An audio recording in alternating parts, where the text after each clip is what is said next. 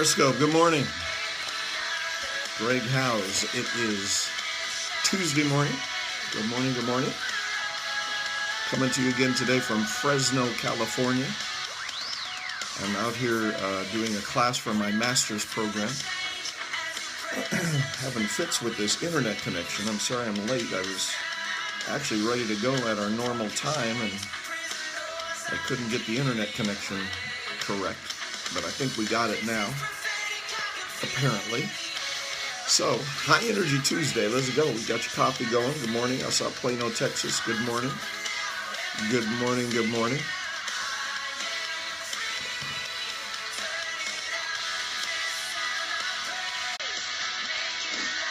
Chef Marty in French Lick, Indiana. Good morning, Mobile.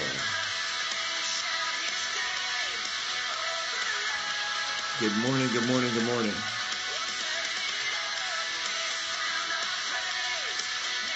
Thank you for the hearts. Every time you tap the screen, you release a heart. Thanks for inviting friends and followers. Appreciate it. Everything is looking up. Yeah, that's right.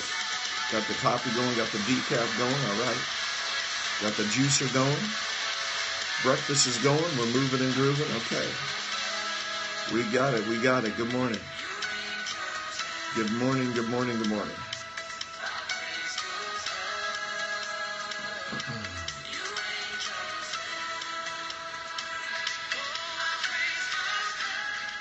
Good morning, this is Leaderscope. I'm Greg Howes. Sorry I'm late this morning. Again, I was having issues with the internet connection here in the hotel. I'm in Fresno, California at a class that I have to do for my master's program. And the class goes all this week, so it's very intense. It's been full days. Every day has been a full day. It's been extremely intense, extremely full.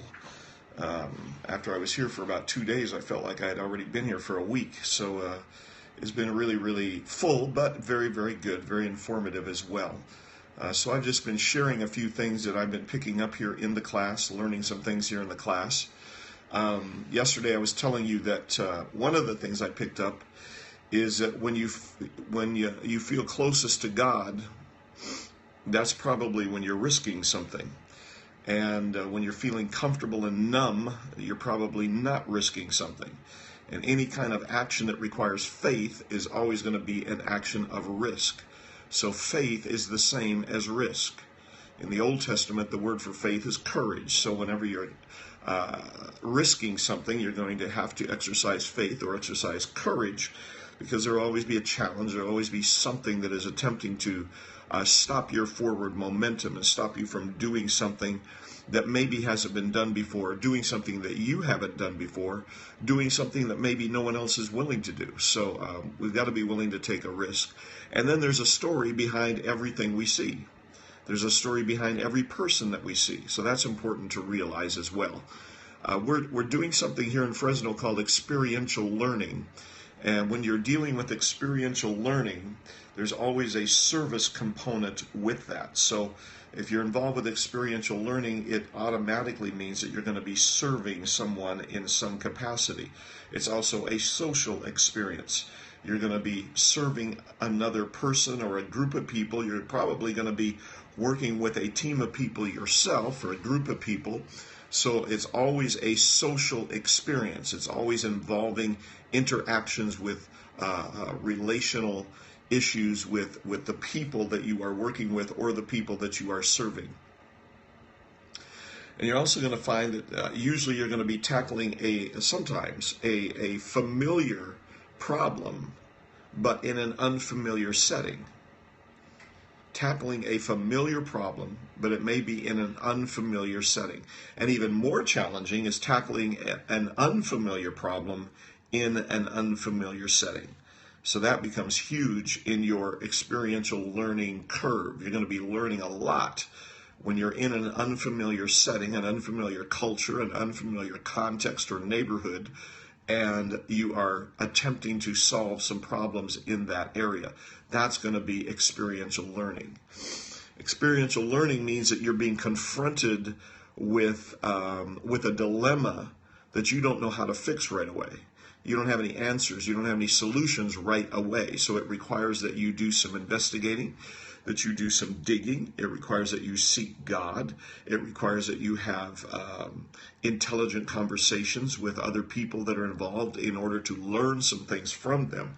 And so that also takes you into this realm of experiential learning. And you also understand that every experience that you have is a moving force. Every experience you have is a moving force.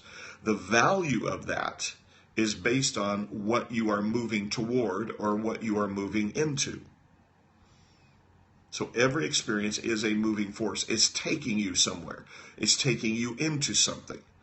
And so as you move to that place or you move into that situation, that is where you begin to pick up lessons. You begin to learn some things experientially. And then you're also going to discover that doing is more important than knowing. Doing is more important than knowing. A lot of times you're not going to know everything. You're not going to understand everything. But if you begin to act, if you begin to do something, the lessons will come and you will come to know the things that you need to know. But it's going to come through your action. It's going to come through your doing of something. So go ahead and launch out there and do something you've never done before. Do something other people are not willing to do. And as you launch out and do it, then you're going to begin to learn some very important lessons. One of the words that I picked up here in the class is the word aspiration. And when you say aspiration, you are implying that everyone has it. I have aspirations, you have aspirations. We all have aspiration working in our lives. We aspire to something. There's something that we want. There's something that we desire to accomplish, something that we want to do. And so when you look at your aspirations, especially when you're working with a team of people and that team has an aspiration, something that they want to do, something that they want to accomplish, then that aspiration is also beginning to answer the question of who are we? So identity is now being coupled together with aspiration. So when you have aspiration, what you want to do plus identity, who you are, aspiration along with identity is going to take you into the realm of strategy. That's where strategy begins to develop. It begins to happen in the project that you're on, in the situation you're in the circumstance you find yourself. Aspiration, what you want to do, then identity, who you are, is going to release the strategy that you need to have to get some things done. I hope all of this is making sense. I've also been learning some things about Christ-centered civic transformation. Christ-centered civic transformation. Transformation in a city. And when you're looking at Christ-centered transformation in a city situation, you begin to realize that the city is the object. The city is the object. So then the question is, how do you see your city? How do you see your city? So you can look at your city through the lens of desperation and pain. You can begin to notice and discover the desperation in the city, the pain in the city, or the lens of seeing the city as a gift from God. This city is blessed. This city is a gift from God. This city has so much to offer. And you begin to celebrate the city because you realize that everything about the city is a gift from God. Or you can also look through the lens of seeing the city as a common good community. That everything everybody is doing is for the good of the community, whether they know God or not. So you can have someone who is building a new apartment complex in an impoverished community. And you could also have someone, for example, who is working in a school teaching children. Two different careers, two different types of work, but both of them are working for the common good of the community. One in educating children, the other one in providing housing for people that need it. And those people may not be believers in Jesus Christ. They may be Muslim. They may be Buddhist. They may be agnostics or atheists. But the point is they're working for the common good of the community. So that becomes a part of Christ-centered civic transformation. The city is the object. How do you see the city? But the goal is peace. We want to bring peace to the city. Jeremiah 29:7 becomes an important scripture on that. We are praying for the peace of the city. We're establishing peace in that city. And in the city's peace, you're going to have peace. So peace, or shalom, is the goal. And so that takes us into a holistic approach of ministering to the city, serving the people, being a blessing to the city. A holistic approach that is concentrating not only on the spiritual needs of people, but on the natural needs of people. A holistic approach that says, yeah, we want to see people come to Jesus. We want to see their spiritual issues handled, their sin issues handled by the power of Jesus.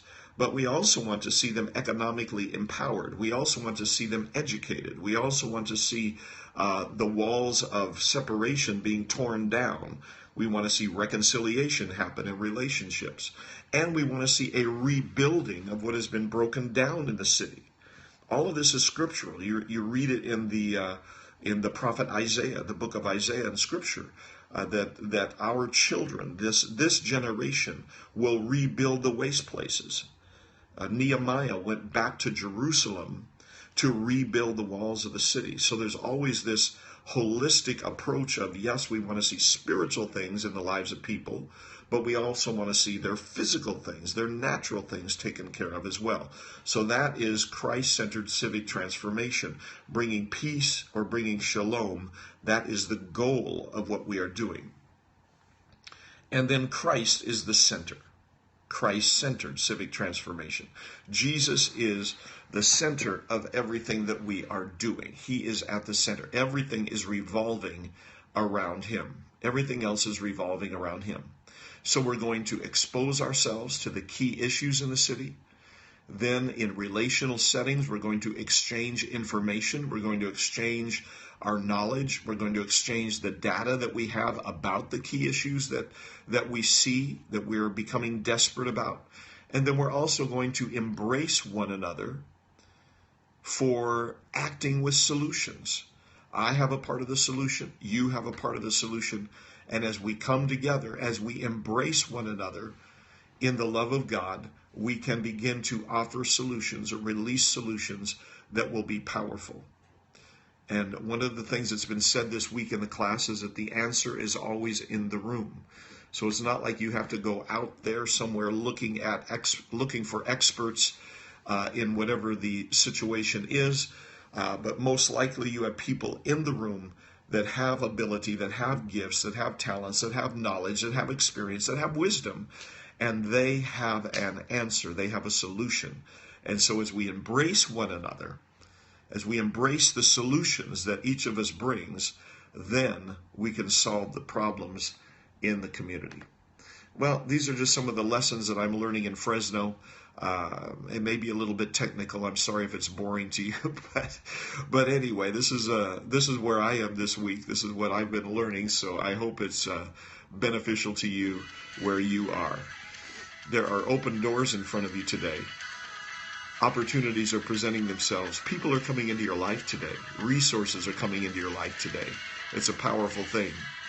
You have favor with God and man. It's going to be a great day today. So go with it.